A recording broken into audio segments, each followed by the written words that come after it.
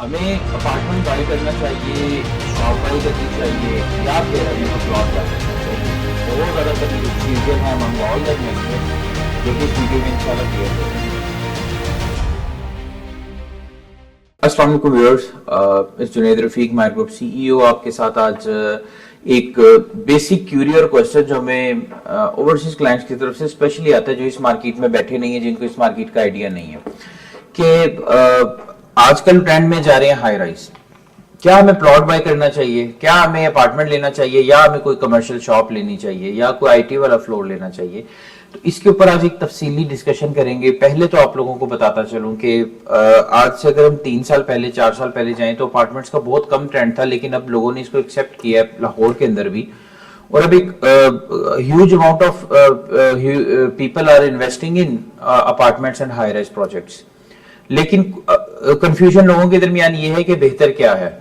First of all तो बताएंगे कि अगर हम अपार्टमेंट की जरूरत पेश क्यों आई, वो इसलिए क्योंकि जो जमीन थी उसकी वैल्यू इतनी ज्यादा बढ़ गई और कंस्ट्रक्शन कॉस्ट इतनी ज्यादा इंक्रीज हो गई कि किसी भी इन्वेस्टर के लिए, किसी भी एक एंड यूजर के लिए, किसी भी एक जॉब पेशा इंसान के लिए उसको बाय करना उसकी पहुंच से बहुत बाहर हो गया। अब जब वो पहुंच से बाहर हुआ तो फिर हुआ क्या, उसमें यह हुआ कि कुछ सोसाइटीज इलीगल सोसाइटीज मार्केट में आई और उन लोगों ने कम प्राइस में उन लोगों को एक लालच देके अपने प्लॉट सेल आउट शुरू किए, जिसकी वजह से लोगों ने अगेन हाई राइज को रिजेक्ट करके प्लॉट्स में आगे कि यार अगर 50 लाख मिनिमम 5 मरला लाहौर में मिलता है तो यहां तो हमें 20 लाख में मिल रहा है, तो क्यों ना हम ये ले लें, हमें हाई राइज की जरूरत नहीं है, हम कल को बना भी लेंगे। इन दी एंड लोगों को समझाया भी बहुत, लेकिन हुआ ये कि फिर 2-3 साल बाद जब वो ड्रॉबैक आया, वो उनको पता चला कि वो प्लॉट कभी नहीं मिलेंगे, या फिर उसके ऊपर उन लोगों को इतना ज्यादा डेवलपमेंट चार्जेस की मद में उनको प्लॉट से ज्यादा पैसे लगा दिए गए, तो उनको पता लगा कि हाँ भाई ये अफोर्डेबिलिटी से बाहर है। उसके बाद लोगों का अगेन ट्रेंड हाई राइज की तरफ आना शुरू हो गया। और अब इस वक्त अगर हम देखेंगे तो मोर देन, अगर 100% बाइंगे, मोर देन 50% हाई राइज में इन्वेस्टमेंट जा रही है। अब जिस बंदे के पास, आपको क्या लेना चाहिए, आपको इस कंफ्यूजन को इस तरह से दूर करते हैं कि अगर तो आपके पास कैश का बजट है, अगर तो आप एक ऐसा प्लॉट बाय कर सकते हैं जिसपे आप सुबह घर बना सकते हैं, तो you should go for a plot. या फिर आपका बजट इतना अच्छा है कि आप एक ऐसी सोसाइटी में बाय कर सकते हैं जो एक डेवलपर भी क्रेडिबल है, जिसकी हिस्ट्री भी अच्छी है और जिसके पास करंटली फाइनेंस अच्छा है। वो आपके पैसों से सिर्फ मोहताज नहीं बैठा, वो कुछ थोड़ा बहुत अपना भी लगा सकता है। और सोसाइटी की लोकेशन के इन तमाम चीजों को देखने के बाद आप प्लॉट की तरफ जाएं। अगर आपका बजट कम है, आप कैश पे बाइंग नहीं कर सकते, आप इंस्टॉलमेंट पे लेना चाह रहे हैं, और आपका होल्डिंग पावर कम है, आपका होल्डिंग पावर बहुत ज्यादा नहीं है, ज्यादा वाले प्लॉट ले सकते हैं। अगर होल्डिंग पावर कम है तो आपको फिर हाई राइज में जाना पड़ेगा। उसकी वजह, पहली आपको सस्ता मिल जाएगा, दूसरी आपको डेवलपमेंट जल्दी मिलेगी। वर्टिकल डेवलपमेंट हॉरिजेंटल से बहुत पेस में होती है।